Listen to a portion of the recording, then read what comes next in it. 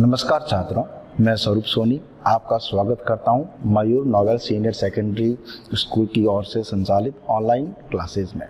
विद्यार्थियों, आज हम कक्षा 10 विषय विज्ञान के अंतर्गत आनुवंशिकी का अध्ययन करेंगे। आनुवंशिकी क्या होती है, आनुवंशिकी के नियम क्या है, ये सभी हमारे पाठ्यवस्तु में सम्मिलित किए गए। तो आनुवंशिकी अर्थात वह संपत्ति या धरोहर जो संतान अपने माता पिता से प्राप्त करते हैं, उन लक्षणों को, संपत्ति को, धरोहर को हम आनुवंशिक कहते हैं। अर्थात संतान के द्वारा जो लक्षण अपने जनक से प्राप्त किए जाते हैं, जनक से प्राप्त होने वाले लक्षणों का अध्ययन करना। तो इस अध्याय में हम इसके बारे में विस्तृत चर्चा करेंगे। तो जीव विज्ञान की वह शाखा जिसमें सजीवों में पाए जाने वाले लक्षणों की विभिन्नता और वंशागति का अध्ययन किया जाता है, इस शाखा को हम आनुवंशिकी कहते हैं। तो इसकी परिभाषा क्या होगी? आनुवंशिकी की परिभाषा, जीव विज्ञान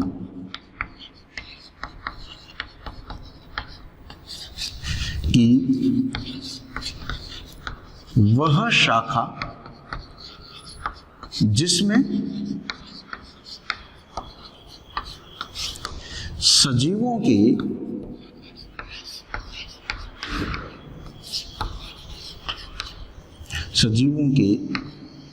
लक्षणों की वंशागति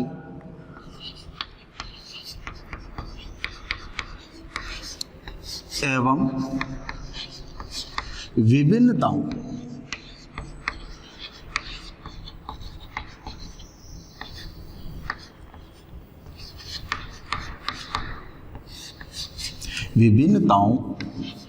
का अध्ययन किया जाता है।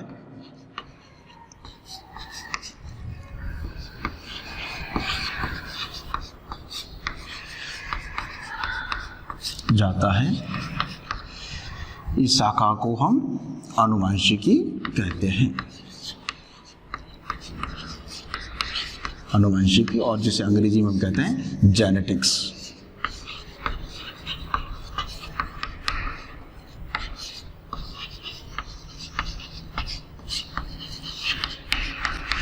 तो इसकी परिभाषा है कि जीव विज्ञान की वह शाखा जिसमें सजीवों के लक्षण, अब लक्षण जो हैं सजीवों के, जैसे कि आंतरिक लक्षण, शरीर में पाए जाने वाले आंतरिक लक्षण, जैसे कि उसकी बुद्धिमत्ता, उसकी बोलने की कला, उसकी शरीर में उत्पन्न होने वाले हार्मोन, एंजाइम। इसी प्रकार बाह्य लक्षण, जैसे उसकी लंबाई, उसकी शक्ल सूरत, उसकी शारीरिक बनावट, आंखों का रंग, नाक की बनावट, ये जो लक्षण है, इन लक्षणों की वंशागति का अर्थ है ये जो लक्षण है, ये लक्षण सजीव अपने जनक से प्राप्त कर रहा है, अपने माता पिता से प्राप्त कर रहा है। और इनमें जो विभिन्नता पाई जाती है, जैसे कि माता पिता से कुछ जो लक्षण है वो लक्षण सजीवों में भिन्न भी होते हैं। तो वंशागति और विभिन्नता का अध्ययन जिस शाखा में किया जाता है, इस शाखा को हम आनुवंशिकी या जेनेटिक्स कहते हैं। तो जो जेनेटिक्स शब्द का गठन यह वैज्ञानिक बैटसन के द्वारा किया गया था। बैटसन ने यह 1905 में इस शब्द का गठन किया, आनुवंशिकी शब्द का। आनुवंशिकी शब्द का गठन करने वाले वैज्ञानिक का नाम है बैटसन। इन्होंने ये शब्द कब दिया? तो इन्होंने ये शब्द दिया था 1905 में। तो आनुवंशिकी की जो इकाई है यह क्या होती है? हमारे शरीर में लक्षणों का निर्धारण, लक्षणों की वंशागति, लक्षणों की विभिन्नता, इन लक्षणों का निर्धारण हमारे शरीर में कौन करता है? तो इसकी हम शुरुआत करते प्रारंभ से। सभी जीवों की उत्पत्ति एक कोशिका से ही होती है। कोशिका के मध्य में, कोशिका में पाया जाता है केंद्रक। उसके मध्य की संरचना, ये केंद्रक पूरी कोशिका का नियंत्रण करता है। इस केंद्रक में पाए जाते हैं क्रोमोसोम, जो बने होते हैं गुणसूत्र से। गुणसूत्र पर पाए जाते हैं जीन, और इसी जीन को हम आनुवंशिकता की इकाई कहते हैं। तो आनुवंशिकता की जो इकाई होती है, आनुवंशिकी की इकाई है, ये इकाई है जीन।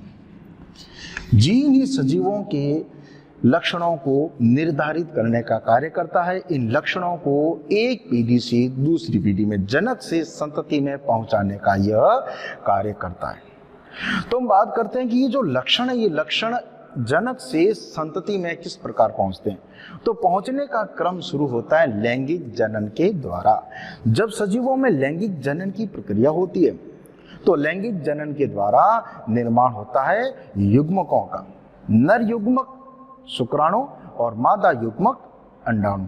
ये युग्मक सजीवों के लक्षणों को एक पीढ़ी से दूसरी पीढ़ी में संचरित करते हैं, ले जाते हैं। तो जो लक्षण एक पीढ़ी से दूसरी पीढ़ी में गमन करते हैं, संचरित होते हैं, इन लक्षणों को हम आनुवंशिक लक्षण कहते हैं। तो आनुवंशिक लक्षण का अर्थ होता है कि वह लक्षण जो एक पीढ़ी से दूसरी पीढ़ी में संचरित होते हैं। तो आनुवंशिक लक्षणों का अध्ययन करना, तो आनुवंशिक लक्षणों का पीढ़ी दर पीढ़ी अध्ययन करना, इसे हम वंशागति कहते हैं।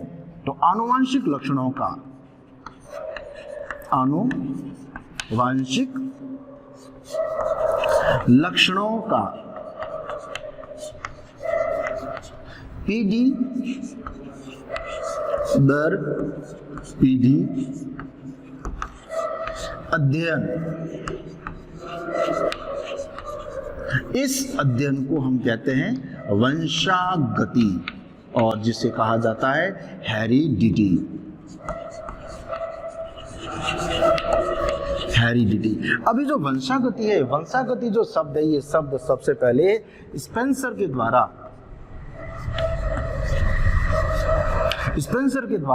इस वंशागति शब्द का गठन किया गया, और इसे गठन किया था सन 1863 में।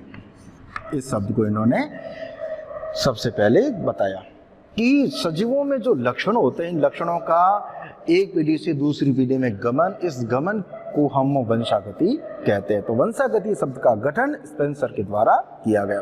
अब हम थोड़ा आगे की ओर देखें कि जो वंशागति है, आनुवंशिकी की जो नियम है, ये नियम किसके द्वारा दिए गए, ये नियम कितने हद तक सही है, ये नियम किस प्रकार से दिए गए, इसके बारे में हम चर्चा करते हैं। तो इससे पहले हम देखें कि आनुवंशिकता के जो जनक है, ये जनक कहे जाते हैं ग्रेगोर जॉन मेंडल।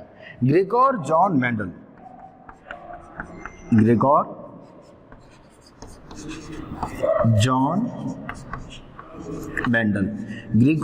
मेंडल को हम कहते हैं आनुवंशिकता के जनक या आनुवंशिकता के पिता। यह आनुवंशिकी के जनक, the father of genetics is called Gregor John Mendel. इन्होंने कुछ ऐसे नियम दिए जिसे हम वंशागति के नियम कहते हैं। ये सार्वत्रिक नियम, सार्वत्रिक अर्थात इन नियमों को अभी तक गलत सिद्ध नहीं किया जा सकता। तो इन सार्वत्रिक नियमों के आधार पर इन्हें कहा जाता है आनुवंशिकी, जेनेटिक्स के जनक, आनुवंशिकता के पिता, आनुवंशिकी के जनक। तो इस ग्रेगोर जॉन मेंडल का हम जीवन परिचय पहले समझते हैं। इनका जीवन परिचय कि ग्रेगोर जॉन मेंडल ने आनुवंशिकी के नियम किस प्रकार से दिए।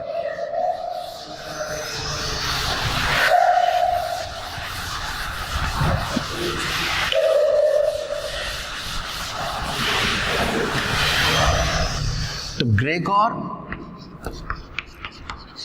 जॉन मेंडल, इनका जीवन परिचय।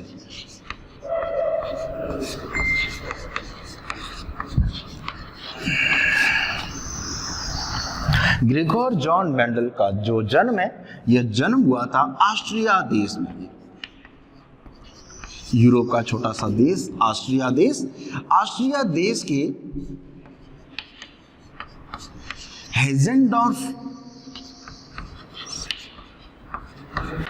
डॉर्फ। हेजेनडॉर्फ प्रांत के अंदर एक गांव आता है जिसका नाम है सिलीसियन। इस गांव के अंदर एक कृषक परिवार में गांव के अंदर एक कृषक परिवार में इनका जन्म हुआ था और इनकी जो जन्म की तारीख है वो है 22 जुलाई 1822। हम इसको दोबारा से देखते हैं। ग्रेगोर जॉन मेंडल, जिन्हें कहा जाता है आनुवांशिकता के जनक। आनुवांशिकता के जनक क्यों कहते हैं? क्योंकि इनके द्वारा जो आनुवांशिकी के नियम दिए गए, ये नियम सार्वत्रिक है, अर्थात इन नियमों को गलत नहीं साबित किया जा सकता। ये नियम सभी के लिए समान रूप से मान्य है। तो ऑस्ट्रिया देश के अंदर हेजेनडॉर्फ प्रांत में सिलीसियन गांव के अंदर कृषक परिवार में 22 जुलाई 1822 को इनका जन्म हुआ। तो इनका जन्म हुआ था एक कृषक परिवार में। तो इनमें शुरू से ही खेतीबाड़ी के बारे में जानकारी इन्होंने प्राप्त की। इनका जो प्रारंभिक शिक्षा है, इनकी प्रारंभिक जो शिक्षा है अपने गांव से प्राप्त की। प्रारंभ से ही ये, शुरू से ये पढ़ने में बहुत अधिक मेधावी थे, प्रतिभावान थे। इसके बाद ये पढ़ने के लिए, जब इनकी अपने गांव की जो शिक्षा है, गांव की स्कूल थी जहां तक उनकी पढ़ाई होती थी, वहां तक पढ़ाई करने के पश्चात ये पढ़ने के लिए आगे गए द ब्रून सिटी। ऑस्ट्रिया का एक शहर है ब्रून। इस शहर के अंदर इन्होंने अपनी जो उच्च पढ़ाई है उसको जारी रखा। कहते हैं कि 1842 तक इन्होंने अपना अध्ययन जो है यह पूरा किया। अब इन्होंने अपना अध्ययन किस विषय में पूरा किया, ये भी हमें बात जानकारी में रखनी है, क्योंकि आगे जब हम पढ़ेंगे कि मेंडल को सफलता प्राप्त क्यों हुई, तो उसमें यहाँ पर एक ये भी टॉपिक आएगा, ये भी कारण आएगा। तो इनका जो विषय था वो था गणित और दर्शन शास्त्र। गणित और दर्शन शास्त्र के अंदर इन्होंने अपना अध्ययन पूर्ण किया। इनकी पढ़ाई गणित और दर्शन शास्त्र में पूरी हुई। इनका विषय था गणित और दर्शन शास्त्र। इसके बाद 1842 के बाद 1843 में इन्होंने परिवर्तन किया। क्या परिवर्तन किया? इन्होंने अपना जो शारीरिक, जो ये संसारिक इन्होंने अपने आप को बदल दिया। संसार का इन्होंने जो कहते हैं कि वो चेंज कर दिया। संसार का परिवर्तन किस प्रकार से किया इन्होंने? कहते हैं कि इन्होंने संन्यास ग्रहण कर लिया। यह चर्च में पादरी बन गए। आजीवन इन्होंने संन्यास ग्रहण कर दिया। तो 1843 में उन्होंने क्या किया? इन्होंने चर्च में जाकर संन्यास, हम कह सकते हैं कि यह पादरी बन गए। ईसाइयों के अंदर संन्यास को कहा जाता है पादरी बनना। तो ये पादरी बन गए। चर्च में जाकर इन्होंने दीक्षा शिक्षा ग्रहण कर ली। आजीवन ब्रह्मचारी रहकर इन्होंने अपने दूसरे जीवन की यहाँ से शुरुआत की। तो यहाँ पर इनको उपलब्धि कारण, क्योंकि ये मेधावी थे, प्रतिभावान थे, तो चर्च के द्वारा इनको ये उपाधि दी गई थी ग्रेगोर की। तो ग्रेगोर एक संत की उपाधि है जो इन्हें बाद में संन्यास धारण करने के पश्चात दी गई। तो पादरी बनने के बाद अब यहाँ से शुरू होता है इनकी आनुवांशिकता के प्रयोग के बारे में आगे का जो सफर है वो शुरू होता है। कहते हैं कि उस समय इंग्लैंड के शाही परिवार में एक रोग की चर्चा काफी हो रही थी। पूरे संसार में, पूरी दुनिया में लोगों का ध्यान वहां पर था, वैज्ञानिकों का ध्यान वहां पर था। उस रोग में क्या होता था कि कोई पुरुष यदि उसके शरीर पर कोई घाव हो जाता, रक्त का बहाव होता, तो रक्त का बहाव रुकता नहीं था और जिसकी वजह से उस पुरुष की, उस नर की मृत्यु हो जाती थी। यह रोग कई पीढ़ियों से था और इसके बारे में प्रत्येक वैज्ञानिक इसके कारण को जानने के लिए, उसका निदान ढूंढने के लिए अपने अपने प्रयोग कर रहा था। तो इस वैज्ञानिक का भी ध्यान, इस संत का भी ध्यान, इस चर्च के पादरी का भी ध्यान उसकी तरफ गया और इन्होंने इसके ऊपर अपने महत्वपूर्ण प्रयोग किए। इनकी जो प्रयोग है वो हमें याद रखने। इनके जो प्रयोग है वह प्रयोग 1856 से इन्होंने अपने प्रयोग प्रारंभ किए और 1863 तक इनके जो प्रयोग थे ये प्रयोग चले, लगभग 7 वर्षों तक। तो 7 वर्षों तक इन्होंने अपने महत्वपूर्ण प्रयोगों को किया। हम देख सकते हैं कि लंबे समय तक इन्होंने इसके ऊपर कार्य किया, जब जाकर इनको सफलता प्राप्त हुई। तो इनके जो प्रयोग, ये प्रयोग किस पर इन्होंने किए? तो इनके जो प्रयोग, ये प्रयोग है उद्यान मटर के पादप पर। उद्यान मटर, और उद्यान मटर का जो पादप है इसका वैज्ञानिक नाम है पाइसम सटाइवम। उद्यान मटर के पादप पर इन्होंने अपने महत्वपूर्ण प्रयोगों को किया। कब तक किया? 1856 से 1863 तक। कुल 7 वर्षों तक लगातार इन्होंने एक ही पौधे पर प्रयोगों को जारी रखा और जिसके कारण इन्हें सफलता प्राप्त हुई। तो इस मेंडल के द्वारा इस प्रयोगों की सफलता के पश्चात जो निष्कर्ष इन्हें प्राप्त हुआ, उस निष्कर्ष के आधार पर इन्होंने नियम दिए। इन नियमों को मेंडलवाद कहते हैं। अब इस नियमों को उसने संसार दुनिया तक इस प्रकार से पहुंचाया। तो 1863 में जब इसके प्रयोग पूर्ण हो चुके थे तो इसके बाद इन्होंने आगे 1865 में Brunn society of natural history, Brunn society of natural history एक बहुत बड़ी संस्था है। उस संस्था के सामने इन्होंने प्रस्तुत की 1865 में। तो संस्था के अधिकारियों ने इसके बारे में पूरी जानकारी प्राप्त की, उसको पढ़ा। पढ़ने के बाद में इन्होंने, इस संस्था ने 1866 के अंदर जो सोसाइटी की वार्षिकी जारी होती थी उसमें इस प्रयोगों को उन्हें प्रकाशित किया और जो प्रकाशित किया उसका शीर्षक था पादप संकरण पर या पादप संकरण प्रयोग। पादप संकरण प्रयोग के आधार पर 1866 में इन्होंने इसे प्रकाशित किया।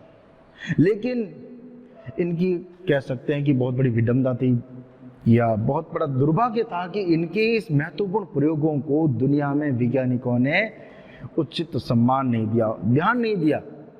इनके जो महत्वपूर्ण प्रयोग थे आनुवंशिकता के, इसके ऊपर दुनिया का ध्यान नहीं गया और यह महान वैज्ञानिक गुमनामी में चला गया। कहते हैं कि इसके बाद इनकी वृक्क में कैंसर हो गया। वृक्क शोध रोग के चलते, लंबी बीमारी के चलते इनका 1 जनवरी 1884 को देहांत हो गया। ये इनका है जीवन परिचय। तो जीवन परिचय में जो संक्षिप्त बातें हैं इसको हम एक बार वापस दोहराते हैं कि इन्हें क्या क्या हमें याद रखना है परीक्षा की दृष्टि से। तो सबसे पहला है कि इनका जो जन्म है ग्रिगोर जॉन मेंडल का ऑस्ट्रिया देश के हेजेंडॉर्फ प्रांत में सिलिशियन गांव के अंदर एक कृषक परिवार में इनका जन्म हुआ। जन्म की तारीख है 22 जुलाई 1822।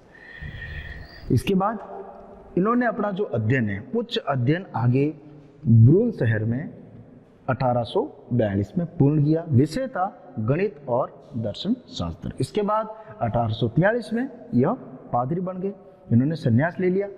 इसके बाद आगे आता है महत्वपूर्ण इनका कार्य।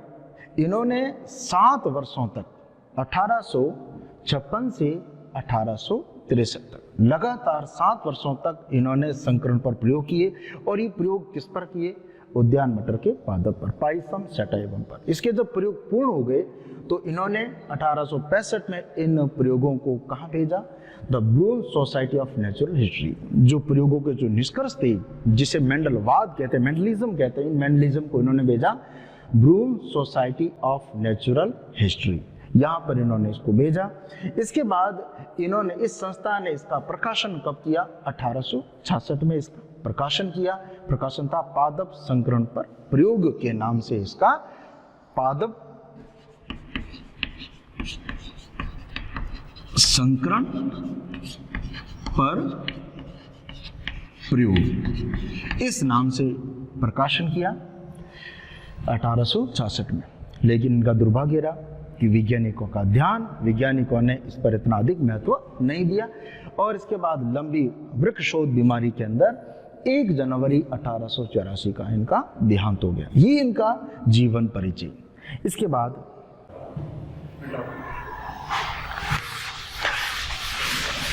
अब हम बात करते हैं कि मेंडल के नियमों को दुनिया ने किस प्रकार से समझा, दुनिया को इसके बारे में जानकारी किस प्रकार से आगे प्राप्त हुई।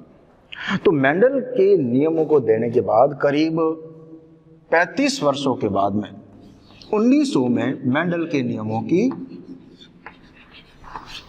पुनः खोज की गई। अभी जो पुनः खोज है, ये पुनः खोज अलग अलग देशों के अलग अलग वैज्ञानिकों के द्वारा की गई। कौन कौन से थे? तो सबसे पहले आता है देश ऑस्ट्रिया। ऑस्ट्रिया देश, एरिक वॉन शेरमैन।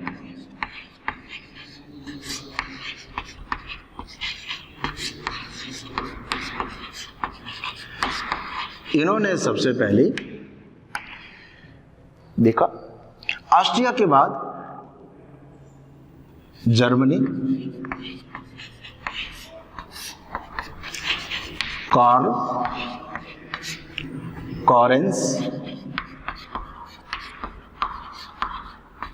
और हॉलैंड। हॉलैंड का था ह्यूगो डी ब्रिज। इन तीनों वैज्ञानिकों ने, जो अलग अलग देशों से थे, इन्होंने मेंडल के जो नियम थे, मेंडलवाद, इन मेंडल के नियमों पर इन्होंने वापस अध्ययन किया। अलग अलग इन्होंने प्रयोग किए और इन प्रयोगों का जो उन्हें निष्कर्ष प्राप्त हुआ, उन सभी का निष्कर्ष एक समान ही था। इसके आधार पर इन्होंने कहा द फादर ऑफ जेनेटिक्स, यदि आनुवंशिकता के जनक यदि किसी को कह सकते हैं तो हम सिर्फ और सिर्फ मेंडल को ही कह सकते हैं। तो इन्होंने मेंडल की जो कह सकते हैं कि खोई हुई जो सम्मान था, खोया हुआ सम्मान, वो इन्होंने वापस दिलवाया। तो मेंडल के नियमों की पुनर्खोज किन वैज्ञानिकों के द्वारा की गई, इसको हम एक बार वापस देखें। तो मेंडल के नियमों की पुनर्खोज मुख्य रूप से 3 वैज्ञानिक, ऑस्ट्रिया, जर्मनी और हॉलैंड, इन तीनों देशों के अलग अलग वैज्ञानिक। ऑस्ट्रिया देश का एरिक वॉन शेरमैन, जर्मनी का कार्ल कॉरेंस और हॉलैंड का ह्यूगो डी व्रीज। इन वैज्ञानिकों के द्वारा मेंडल के नियमों की पुनर्खोज की गई। इसके बाद बात करते हैं कि मेंडल को सफलता प्राप्त होने का कारण क्या था, मेंडल को सफलता किस प्रकार से प्राप्त हुई। दूसरा, मेंडल ने उद्यान मटर के पादप का चुनाव क्यों किया। तो मेंडल को सफलता प्राप्त होने का कारण कि मेंडल ने लगातार 7 वर्षों तक अपना अध्ययन किया। लगातार 7 वर्षों तक अध्ययन करने से उसे सफलता प्राप्त हुई। तो सफलता प्राप्त होने का जो पहला कारण माना जाता है, सफलता प्राप्त होने के प्रमुख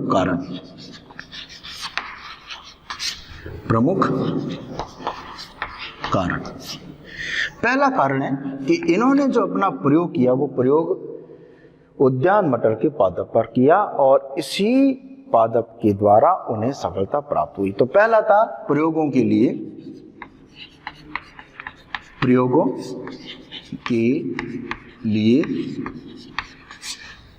उद्यान मटर, जिसका वैज्ञानिक नाम है पाइसम सैटाइवम। उद्यान मटर प्रयोगों के लिए उद्यान मटर पादप का चुनाव, ये इनका पहला कारण, सफलता प्राप्त होने का पहला कारण था कि इन्होंने जो अपने प्रयोग किए थे, लंबे समय तक चलने वाले प्रयोग, वो प्रयोग उद्यान मटर के पादप पर किए। दूसरा कारण है कि एक समय एक वंशागति का अध्ययन किया,